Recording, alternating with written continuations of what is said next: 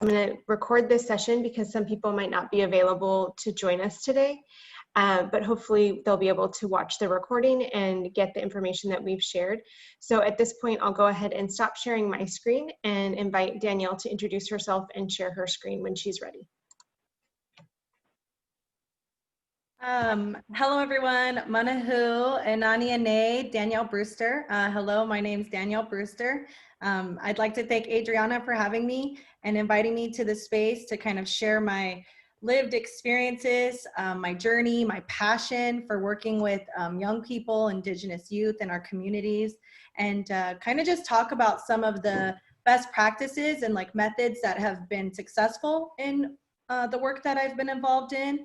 Highlight some of the areas that we have been challenged with, but found other ways to tackle those challenges in our communities, and really building a team and a network of support so that we can reach our communities further and provide them with the most services and information that we can. So yeah, thanks for having me, Adriana, and it's good to see y'all. So a little bit about me. My name again is Danielle, and my pronouns are she, her, they, and them. The purpose for sharing and talking on the Zoom today is to just, again, share my experiences and those best practices for working effectively with Native and Indigenous youth.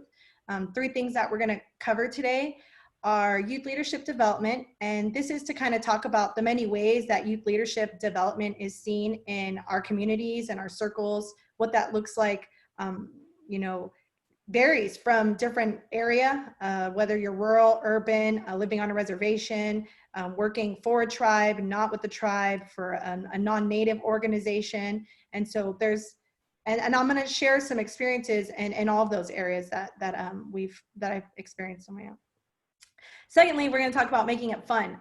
One of the things I think that makes youth organizing successful and continues to feel like feed your spirit is making it fun and shifting up the curriculum and shaking that to not be so structured and institutionalized, and getting back to ways that are traditional and bringing people and community together. And then thirdly, we're going to talk about honoring youth and what that means. How do we honor young people today? Why are youth voices not as valued as adult voices, and why is it important that we value their time and their expertise? So who am I? Adriana talked a little bit about knowing me over the years, and why I'm qualified to kind of talk and speak to this is, well, a little bit more about me. As I'm Two-Spirit, I'm Indigenous. I consider myself an activist who fights for reproductive justice, reproductive rights. I believe fully in bodily autonomy and absolute liberation for Indigenous people, for all people. Some of the passions that I have over the years that I've grown to just really dive into and that kind of feed the work that I am a part of is being passionate around HIV awareness, education, prevention, and really destigmatizing sexual transmitted infections, and just raising an awareness and having and holding conversations and spaces in a way that doesn't have a fear-based approach. So combining. Yeah, so the inmates by combining. Wait, where did I put that? Just a reminder, if you just joined the call, please go ahead and put yourself on mute, and that would be great. Thanks. Thank you. Also talk about providing a sex-positive approach to sexual health and education. I also am passionate around suicide prevention, mental health, LGBTQ rights, and just overall advocacy work.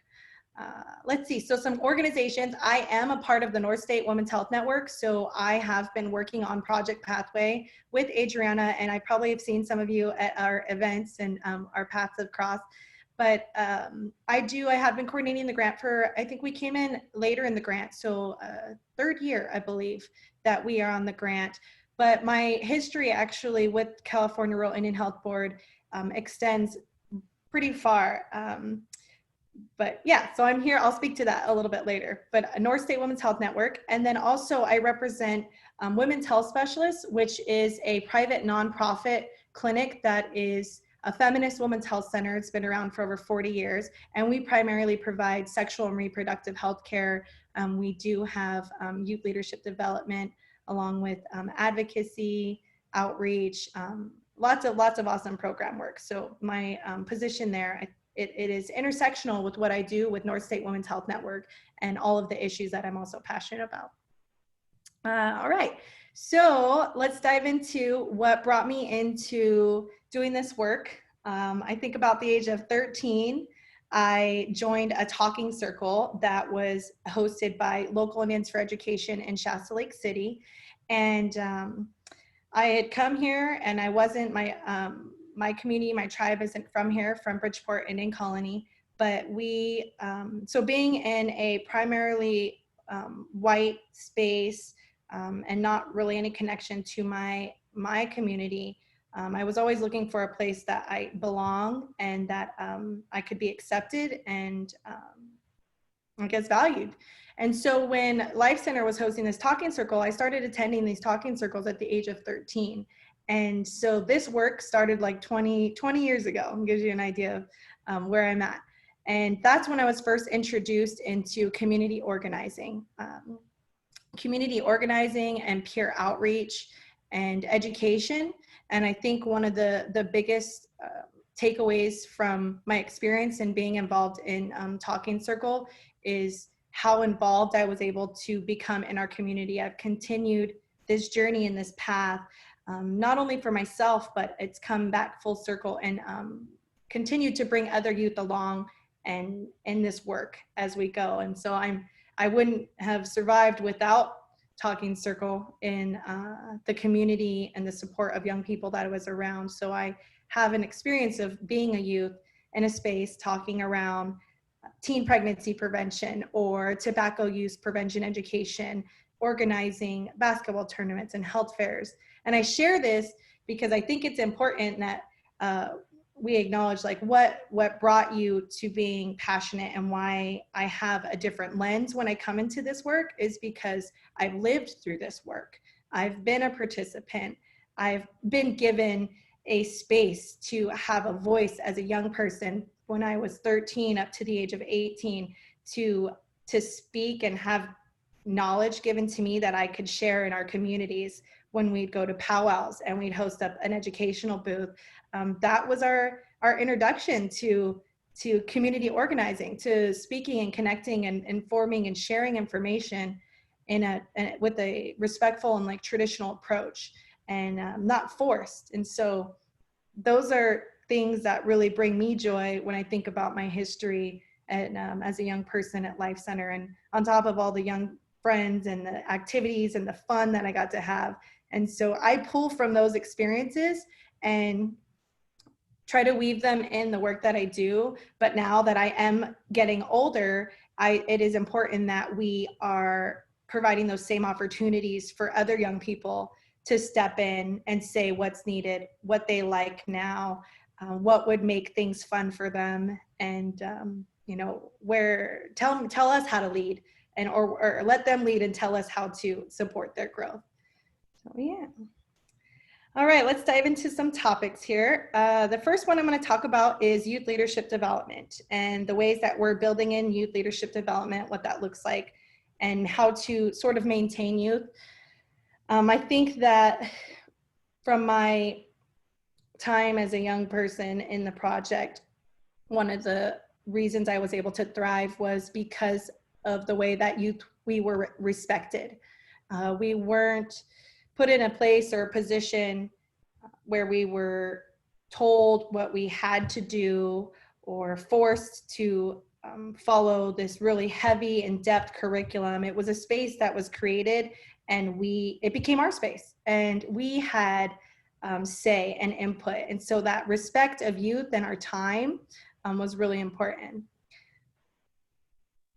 So the first tool I wrote down for youth organizing was knowing where youth are and be in spaces that youth are in. Often I hear in community, you know, we don't know where the youth are. How do you find the youth?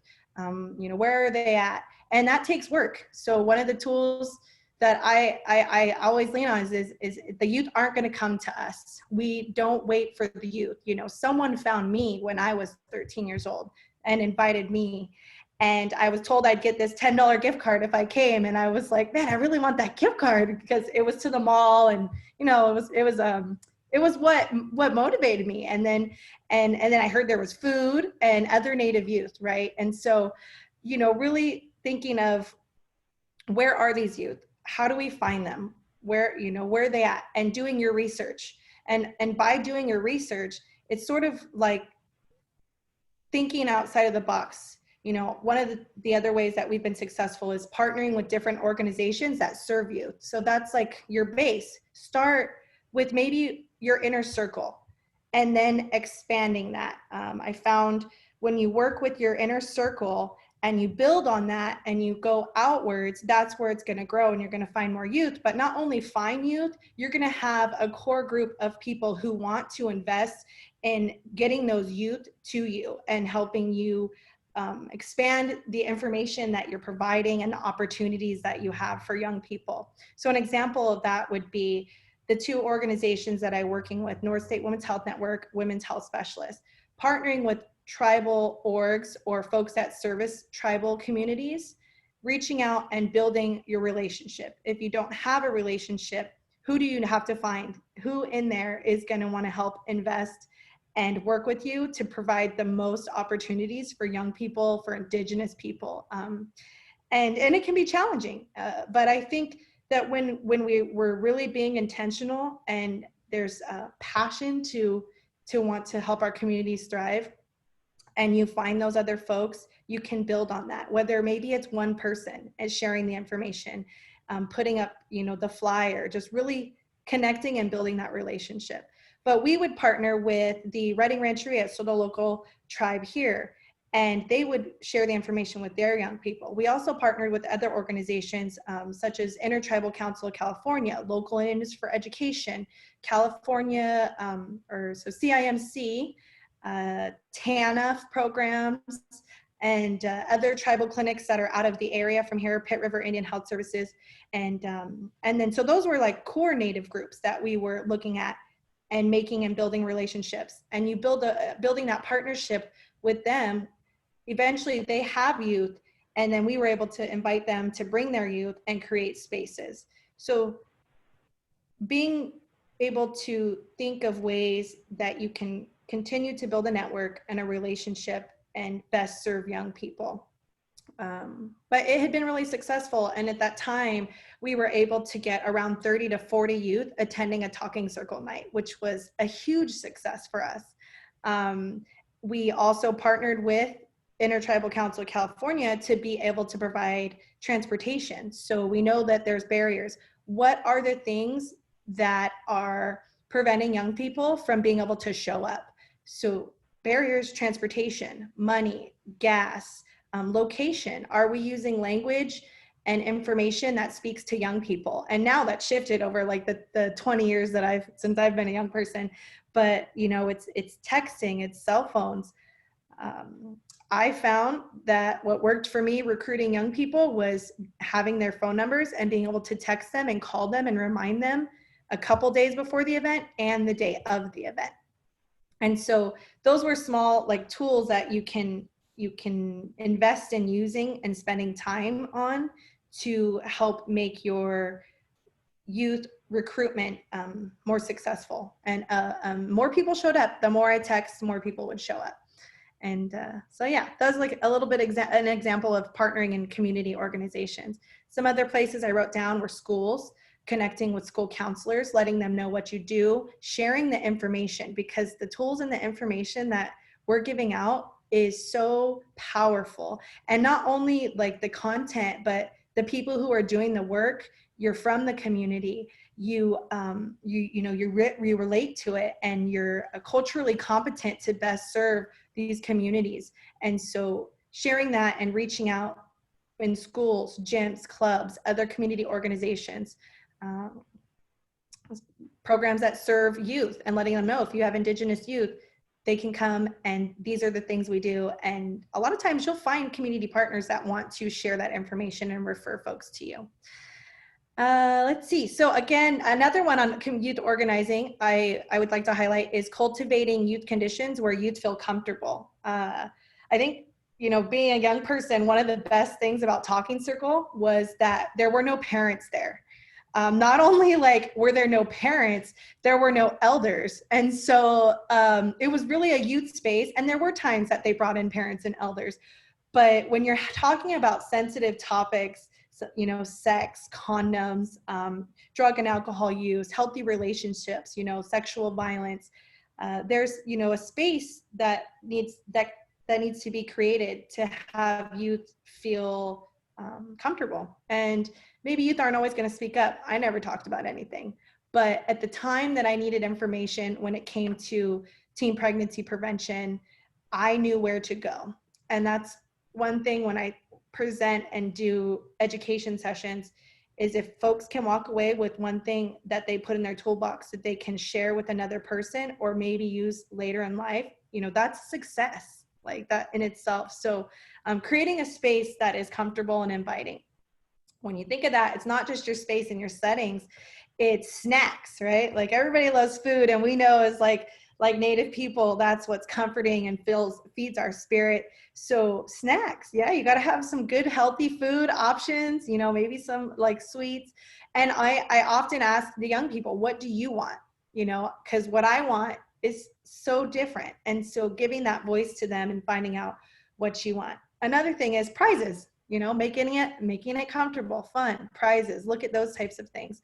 And just really creating that space and an environment of being comfortable. Let's see, incentive for youth, and the Youth Peer Voice got that. Youth leadership, getting the word out. So we talked a little bit about partnerships and reaching out to community orgs, different groups, family members, outreaching at different events. Excuse me. But I would say building your team. So this work that I've been involved in, it wasn't just me. It takes a lot of teamwork. It takes community. It takes family, relatives. There's many times where you have your aunties, your moms, your sisters, and they're cooking up everything so that you can have this awesome, buffet at your Talking Circle or your event. And, but it takes community. It also takes building your team so that young people can be familiar with and feel comfortable when they come into these spaces with people who are like them. That's what made Talking Circle easy for me, was there was a bunch of Native youth like me, and the people who came in didn't come in with an agenda. They came in with an approach that was, culturally respectful and not enforced. It was like, we're sharing this information so you have the knowledge and tools to make the best decisions for yourself, not you need to do this and you have to or you should. And I think that language competency and being inclusive is a huge part as well.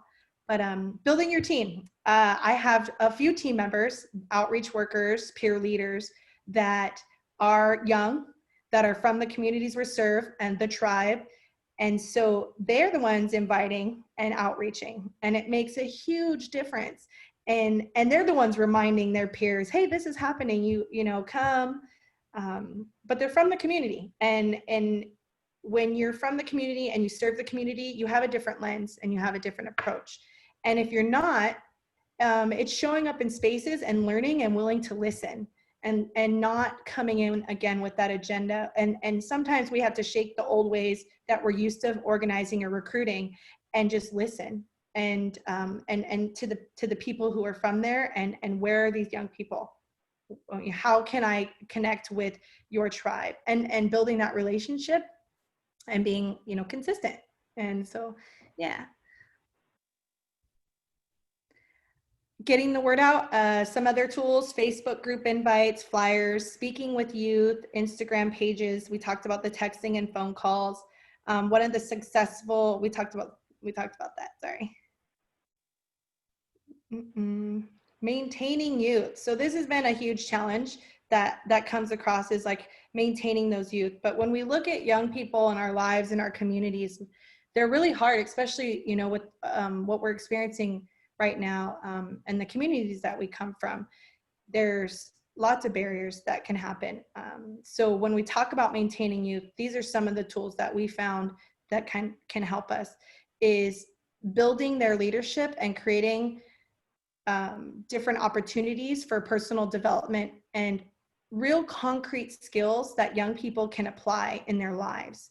I even think of looking back at, having a banking person come into Talking Circle and provide information on, how to manage a checkbook and what does this checking actually look like. And those are skills that young Native people, Indigenous folks can apply.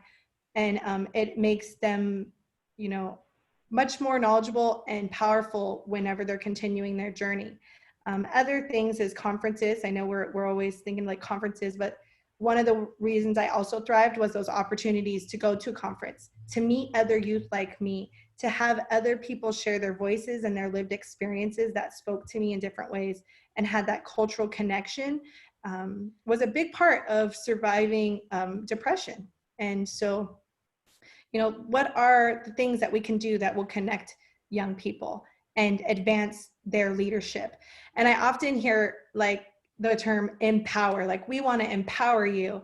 And that term, whenever it comes off as we want to empower you, it sort of, for me, it sits that it implies that I'm going to do something to make you empowered. But really it's helping young people find that the skills and the knowledge and the wisdom that they already carry and building that. They are already empowered. They just have not been given the time, the space, and the voice to feel that and to feed that. And so that's what, when we come in, and we have a lens of identifying the skills that youth already have and allowing them an opportunity to apply those in the work that you're doing, it really helps them see that within themselves. I wanted to share an example. One of the things that we've done in investing with youth and maintaining youth is allowing time and intentional space for youth leaders to apply those skills. So it could be, say we're talking and doing a presentation on birth control methods, and we're doing these sessions over different talking circles or different trainings, and providing youth with the information and giving them the space and the time to present on one thing. And it could be, talking about the different styles of condoms, like, or, hey, tell me, we'd love to have you present. And it's scary. It's scary. I remember being like, no, I'm not talking in front of nobody. But it's that soft, like lifting push, but it also like allowing them to choose what they're going to share, because then they're going to want to share. I actually like talking about birth control. Can I talk about that? So yeah, I'm going to present on this one birth control method, and letting them know that you're there to support if there's anything, going on that they don't have the answers to. But just that, planting that little seed leads to young people. These two young people that I have that started at the age of 15, they're now 18, are now facilitating the trainings. They're organizing and recruiting and posting on social media. And that happened with me, Look, I went to a health fair to talk about traditional use of tobacco in our communities and teen pregnancy prevention. And now I'm just passionate about being in our communities. And so giving that opportunity to build on the skills that youth already have. One of the events that we recently had to meet the needs for our grant was distributing materials, outreach materials, condoms, information on HIV, hepatitis C, referrals. And our youth, we came up with a sex drive-through. So it was cool. It was like, well, we're in COVID, so what can we do? But really sitting down and brainstorming. And sometimes you have to just give a little bit of information, and then these young people start just throwing things out there and ideas. And the next thing you know, we came up with this sex kit drive-through that folks could drive up and pick up condoms, lube, information on services, where to get tested, HIV, referrals, some fun swag, and treats. But then they became like, this is your event. You get to plan this. And I can remember when we got to plan basketball tournaments, and then we'd host health fairs, to get information out. but we brought our communities together. Like that felt so good to be able to be like, I planned this, and and so that's an example of what it looks like to allow youth to lead and create the materials and say what they want to do at the event. And it was super successful. And I'll show pictures later at the end. All right, when you buy in and they stay invested, and that it is true. There are reasons why youth don't, there's lots of barriers, but we continue to not leave them behind. I think too, when we have our communities and there's sensitive topics or around teen pregnancy, and when someone might become pregnant, I've experienced communities wanting to push young people out because they were pregnant. But we know that in order for our communities to thrive as Indigenous people, we have to continue to support and provide opportunities and more tools. And even especially if someone became pregnant at a young age, they need our community even more. And it doesn't serve us as Indigenous people to push people out and isolate them and bring shame. That's when we pull each other in and we support them even more. And that's how we have always been as Indigenous people. And I think that's what feels so good about the work that we do in our programs is, when an event happens or someone gets in a fight, the community wants to shame, shut out, and just being that person to help keep that path open and that opportunity to come out of that. Because I know from my own experience that you don't get to where you are without going through hard, bad, or just decisions that don't shift and make you think differently. So continuing that opportunity. Let's see. So making it fun. I mentioned this just a little bit, talking about the laughter, really being destigmatizing STIs, body shaming, demystifying our bodies, and a lot with Western society and being through colonialism, there's been a lot of shame brought into our communities. I know as a two-spirit person, the shame that's been placed upon people or our communities who are like me. I'm talking about sex, our bodies. And so when we have language and we liberate ourselves from that shame that has been put upon our communities, we can better serve folks and provide an opportunity to open the door for learning. I know an example that happens often around sexually transmitted infections, HIV, Hep C, harm reduction. There's a lot of maybe fear-based approaches to trying to get people to listen, such as scary posters or sayings that are stigmatizing. And when we can destigmatize and open the doors, more people are going to be more comfortable to come up, get tested, receive the information, and not put it off, because we know with even just that early detection of how much a difference that can make in your overall health. And I don't say just your sexual health, because this is intersectional, right? That intersectional lens of your mental health, your emotional, spiritual health, your well-being with your life and your job and your abilities. All right. So making it fun, fun incentives. The other one is preparation and planning. A lot of planning goes into making your events successful. You're wanting your youth to show up, invest in that time, be intentional, and think about what are you sharing? What is going to bring excitement and joy and make these youth want to listen to you, or create fun, or medicine, laughter is medicine. So what stories and icebreakers can we have that relate to the topic we're talking to? And sometimes it's not so much about educating, right? It's a certain topic. It's really about building that community with youth, building that community and getting us together. And then that's where we start to thrive, and we're taking this information in. And excuse me for just one moment.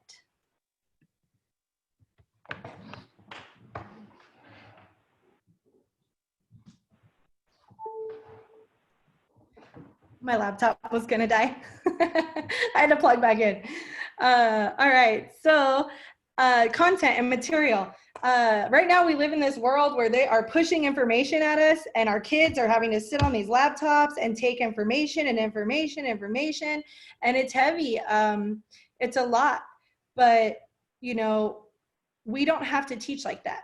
And I was brought up that we didn't teach like that. It wasn't, it doesn't, the idea of what makes you an expert and the information, the way that you have to learn. There's lots of ways to learn. And so when you're teaching and you have a workshop or a talking circle that's just curriculum based, super heavy, it's not going to be fun. It's going to be difficult. It can be challenged. And you might have some students who are like, yes, this is what I need, but also thinking of like the students that need to learn by listening or practicing, taking breaks. Breaks are huge because they're young people and lives are hard. I know as a young person, you're trying to survive, your home life, whatever's happening in your home, school, making friends, racism, just all those things. So really not packing a session full and leaving space for people to be free. We don't have to sit in desks to learn, and you can lay down and stretch and stand and move around and get water and really take care of your needs. I love creating norms in the beginning of a session, sort of like ground rules, and they make them, but really reminding people it's okay to be relaxed and take care of yourself. And so just really honoring youth in that way and preparing for their sessions. So content and materials, we talked a little bit about that, and being mindful of how heavy and curriculum, just jam-packed sessions might be.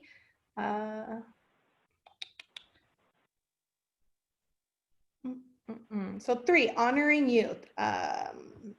This is one of the things I mentioned about why is it important to invest in young people and honoring their time, their expertise.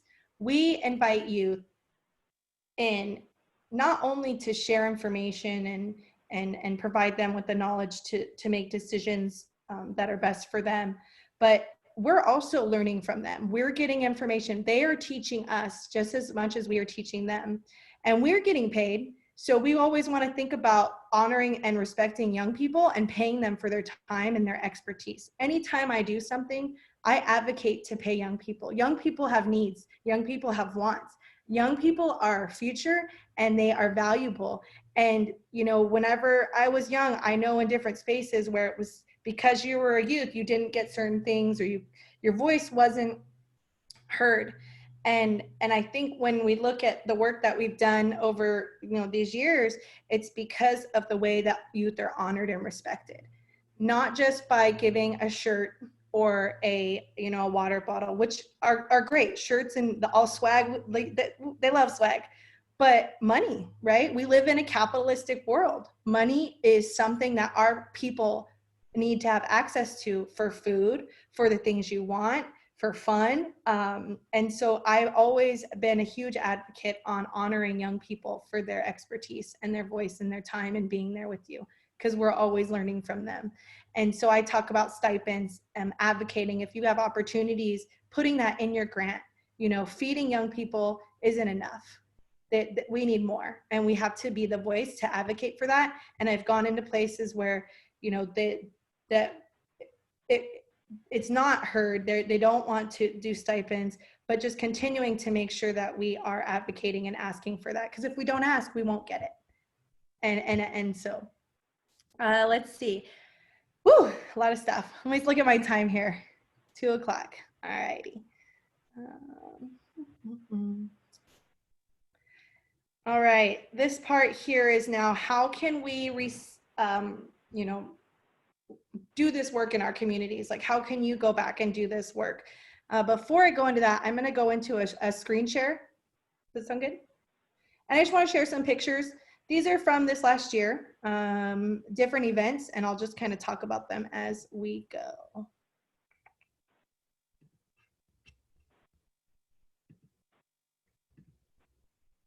Pretty quick.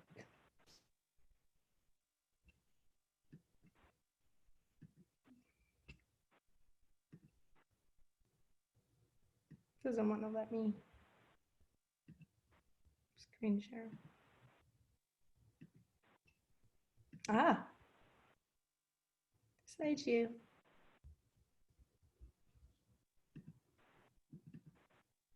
Okay, so here's our logo, North State Women's Health Network. But we see, this is our Native Youth Project. This is some pictures here talking or showing you and highlighting two of the core team leaders that have helped pull off program work with California Rural and Health Board that we've been doing with North State for, I think, over maybe 5 or 6 years. We also were a part of the funding for the suicide prevention. And so these young people have been doing work since they were probably about 15, and they are now 23 and 26, I believe. And so it's an Ivy, and then Adriana, you're in there.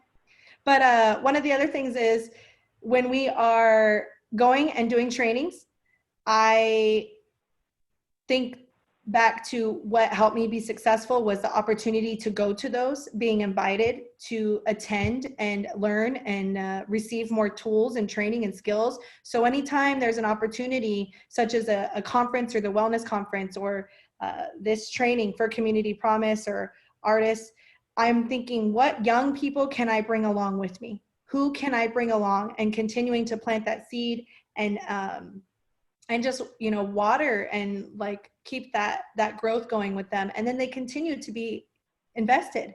And so I don't, you know, I want to highlight that, because if there's an opportunity that you can bring people, young people along with you, that is going to be a great tool to building that team and keeping them involved. And then they bring youth with them and they bring them along. So I've always am trying to look for an opportunity, if we can, to bring them.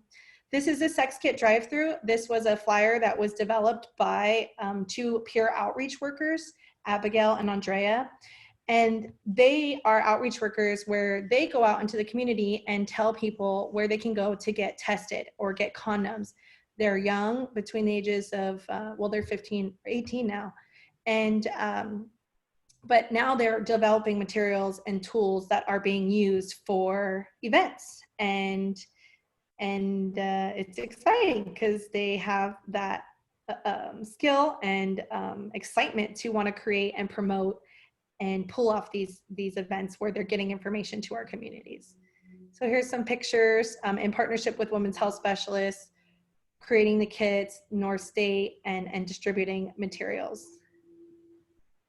One of the other projects that happened was the young people decided that they wanted to host these sort of like talking circles, education sessions, they call them, but that were more intimate and created a space that was led by youth for youth. So this was beautiful. The youth here, Abigail, Andrea, and Maya, were fully in charge of the information, what they wanted to talk about, the activities, the food, the flyers, and then not only did they plan, organize, they also facilitated. It's like, just one of the most beautiful moments, because, you know, and as me, you know, I sat back and I provided information and tools, but it was really about kind of stepping back enough to where they had the confidence to be able to make those decisions for themselves. So, you know, they had a little exercise here and an icebreaker, and I kind of gave an idea without giving too much information to where they wanted to use just that idea and not come up with their own. And but this was great. They had I think it was, well, I don't know the numbers, but they had a group of young people that showed up, and they called it Intertwined, and they called it that. They came up with the name because they wanted to talk about the intersections of sexual reproductive health, and not just talk about condoms. They wanted to talk about other issues that were related to that. So if you say like mental health, a lot of people will say, well, why are you outreaching at a mental health event? You're talking about sex. And then these young people are like, well, did you know that, you know, the intersections of sexual activity impact your mental health with like anxiety, depression, being diagnosed, becoming pregnant, not having the resources to pay for birth control, all those things. So this was a very exciting, successful event that they pulled off, and they've done several since then, and then even facilitated. This is a youth leadership development training, youth education services that we do. And it's about 6 hours long. And we talk about services that you can, the Women's Health Specialist, the clinic, North State Women's Health Network, birth control methods, barriers to, for young people accessing healthcare, or, you know, what's stopping young people from going into a clinic and getting tested or getting services. We talk about the programs and how they can access services free and confidential, and what age, and, you know, really kind of informing them with like, hey, you're young, you don't have to use your parents' insurance. There's this program called Family Pact where you can get condoms and birth control and tested for free. We talk about stigma. So there's stigma around STIs. They learn about HIV, hepatitis C, the local needle exchange programs, a ton of information. And it's not just sitting down reading from a book. It's very interactive and engaging. And there's sessions, there's snacks and food. And these sessions are really fun because what we found is after, when people are done, you know, sometimes their comments are what help us know that what we're doing is bringing them joy, or liberating them from the shame and stigma that has been placed upon us as young or Indigenous people. And the comments I love is just, you know, one was, I came here and I didn't expect to make friends. And, you know, just even making friends and how much that can help someone thrive throughout their life is huge. But they made a friend. And then, you know, the other information that comes out that they're taking away from that, from these sessions like this. But again, engaging, fun, not super heavy in literature, language that youth use, and destigmatizing. And this is a partnership with Local Indians for Education and other tribal youth in the area. Some more pictures, having youth, you know, lead and facilitate. Out here, they're putting how to put a condom on. And so it was a fun little relay that they did. Condom demonstrations, role play. Also advocacy. So as Indigenous people, we know that we have lots of advocacy in our communities and through our blood.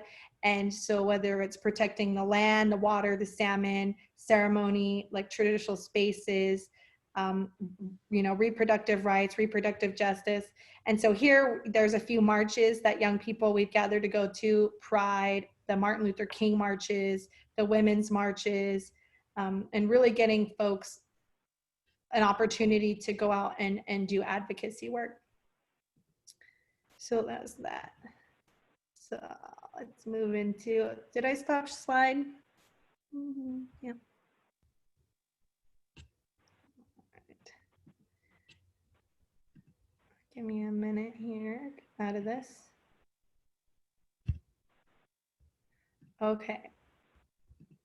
So as before that, I was talking about going into how can we continue to do the work that we're doing with, you know, with the funding ending, or, you know, replicate the work that is being done in our communities.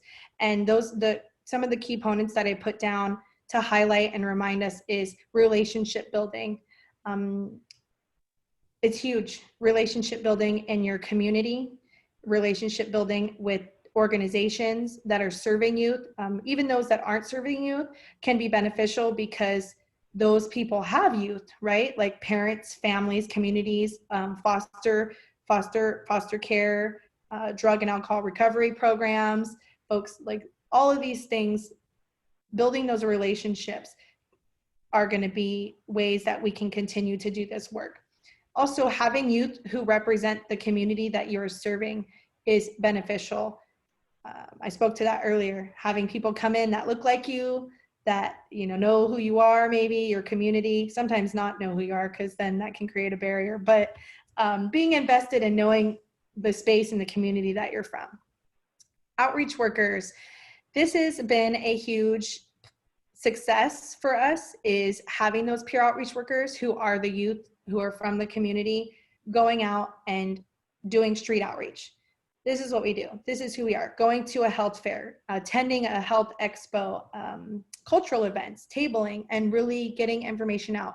this is our program, you can come, prizes, information. We table probably over 30 events a year, on top of attending different trainings and organizing events, partnering with another organization to pull off a youth leadership training, such as maybe little mini conferences. We've done youth summits, which are huge, but thinking of our resources, when funding is limited, when you build those relationships, you have an opportunity to partner to provide more opportunities. So an example of that would be, we have Women's Health Specialists as a clinic, and then you have North State Women's Health Network, who's just another nonprofit that's doing advancing work in reproductive health for folks. And our youth project partners with Women's Health Specialists, and they support in different ways, like providing a space for us to meet that we don't have to pay a fee to meet. Let's see.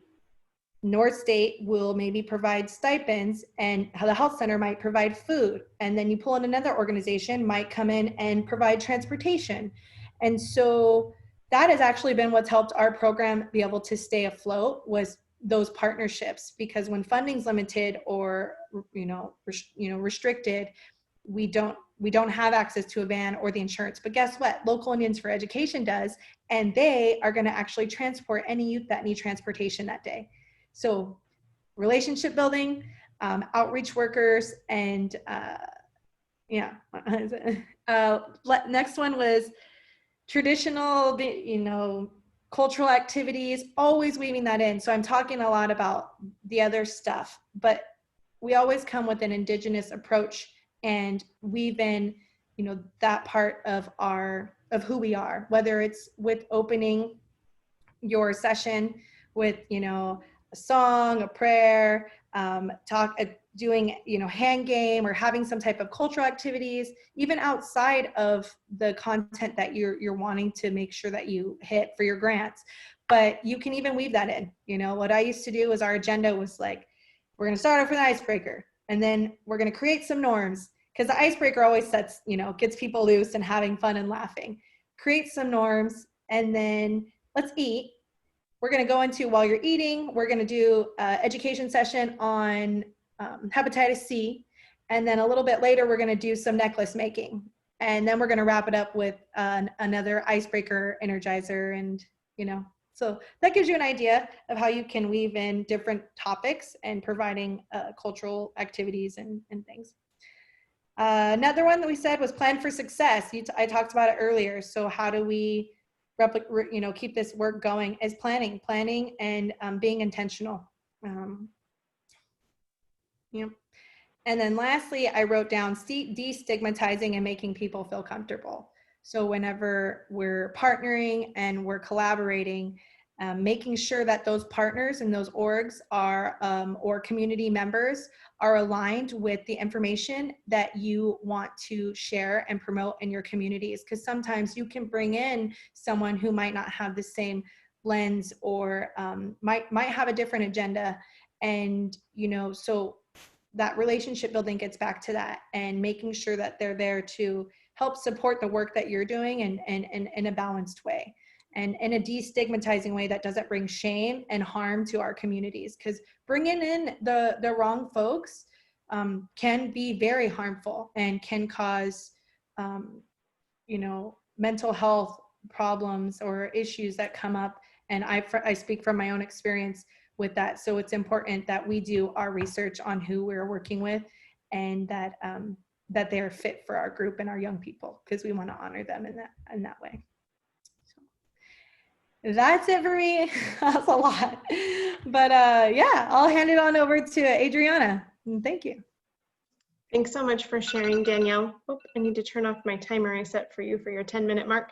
I really appreciate you sharing and being so open about all the different facets that you use to, maintain a youth-friendly environment, and to encourage young people to stay involved, and just some lessons that you've learned and things and tools that you've used that help you to stay afloat and focused and recharged with your work. Because I know that it takes a lot of effort to keep doing this work for 20, 30 years. And oftentimes people forget that. And it can make you not feel as connected to that work. And the leaders that we do have are pivotal in the work that we're doing in helping young people to achieve their goals and grow and feel valued and to learn the education and resources that we have to offer. I'm not sure if anybody has questions. I know that we have a couple more minutes if people have questions for Danielle or comments or want additional information on anything that she shared today.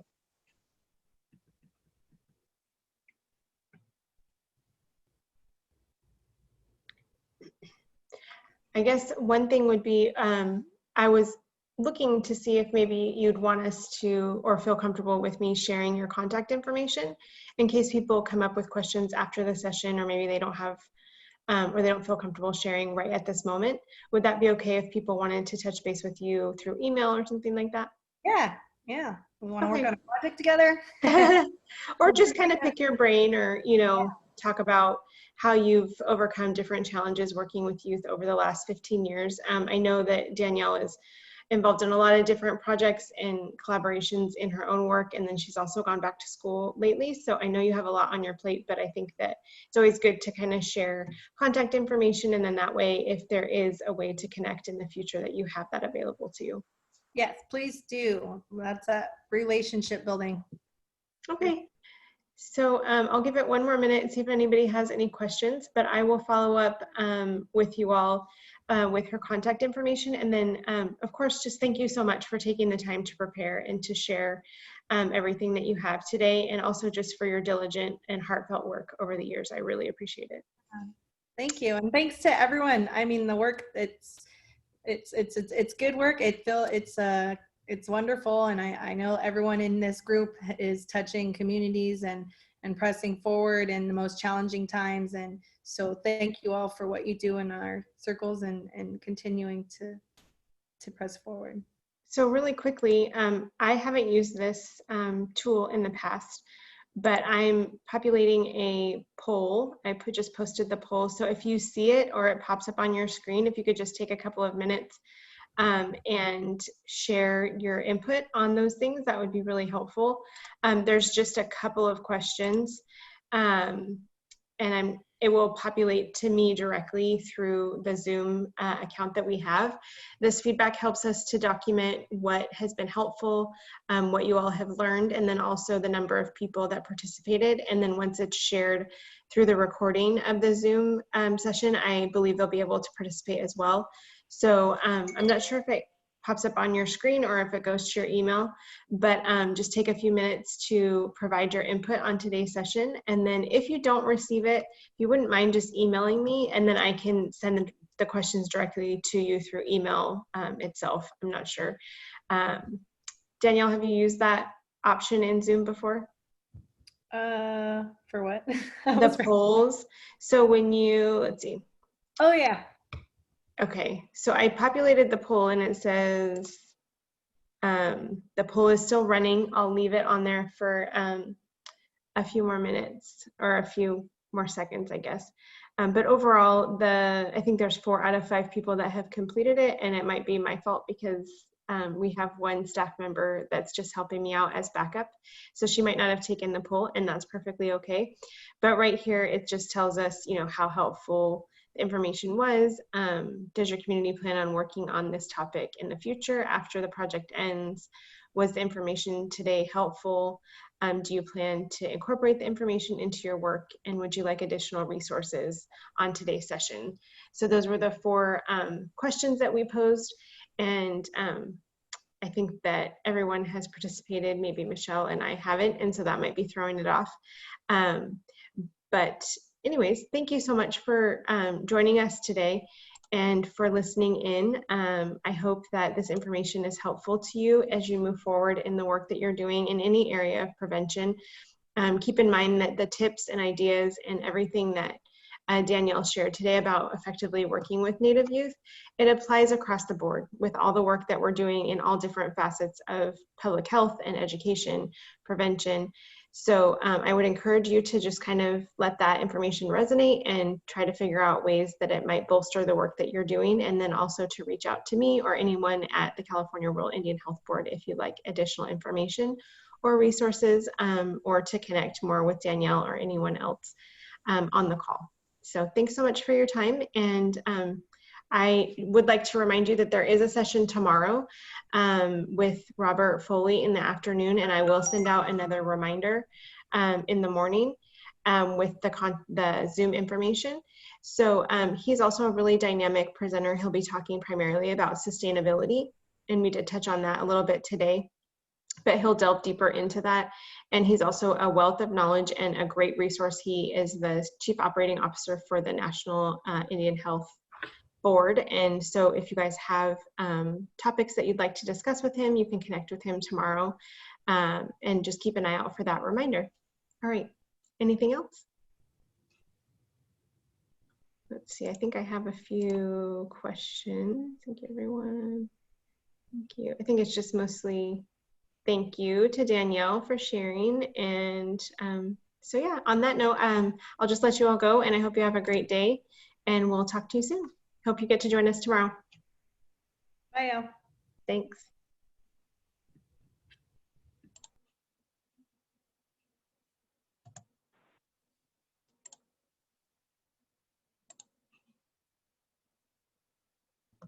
Bye, Adriana.